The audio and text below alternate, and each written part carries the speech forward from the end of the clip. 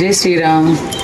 అందరికీ దేశంలో ఎక్కడ చూసినా ఇంధనం కొరత, పెట్రోల్ డీజిల్ నిల్వలు లేవని చెప్పి నో స్టాక్ బోర్డులు చూస్తూ ఉన్నారు కదా. అందరూ చాలా పానిక్ అవుతున్నారు. టెన్షన్ పడాల్సిన పని లేదు, హైరాణ పడాల్సిన అవసరం అసలే లేదు.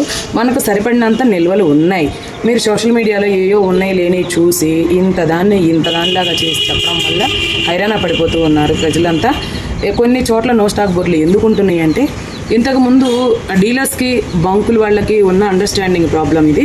ఇంతకుముందు డీలర్స్కి క్రెడిట్ ఇచ్చేసేవాళ్ళు అనమాట, అంటే అప్పులు ఇచ్చేసేవాళ్ళు.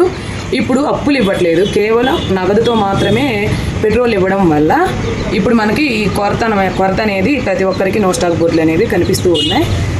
అందరూ అయితే ప్రతి ఒక్కరూ టెన్షన్ పడాల్సిన అవసరం లేదు. ప్రతి ఒక్కరికి పెట్రోలు, డీజిలు, గ్యాస్కి అయితే ఇబ్బంది లేదు. ఒక 3 నెలల వరకు స్టాకులే ఉన్నాయి. ఇబ్బంది పడాల్సిన అవసరం అసలు లేదు. దేశంలో కానీ వ్యక్తిగతంగా కానీ పెద్ద సమస్యలు చాలా ఉన్నాయండి. ఇలాంటి చిన్న సమస్యలతోటి హైరాణ పడి చిన్న జీవితాన్ని మీరు ఇబ్బందుల్లో పడేసుకోవద్దు. కూల్గా ఉండడానికి ఎటువంటి పరిస్థితులనైనా, ఎటువంటి ఆర్థిక సంక్షోభాన్ని అయినా సరే మనం కూల్గా స్థిరంగా ఉన్నంత వరకు వాటిని హ్యాండిల్ చేసుకోవడానికి మనకి మార్గాలు అనేవి అవే దొరుకుతాయి.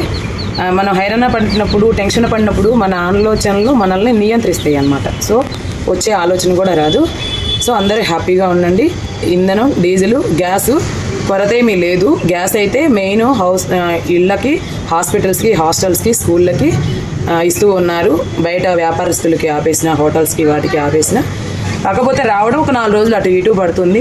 ఒక 4 పెట్రోల్ బంకులకి, ఒక 2 పెట్రోల్ బంకుల్లో మీకు పెట్రోల్ దొరుకుతుంది, 2 ఆపేస్తారు. ఎందుకంటే క్రెడిట్ అప్పులు ఇవ్వట్లేదు కదా వాళ్ళు, బంకుల వాళ్ళకి అప్పులు ఇవ్వట్లేదు.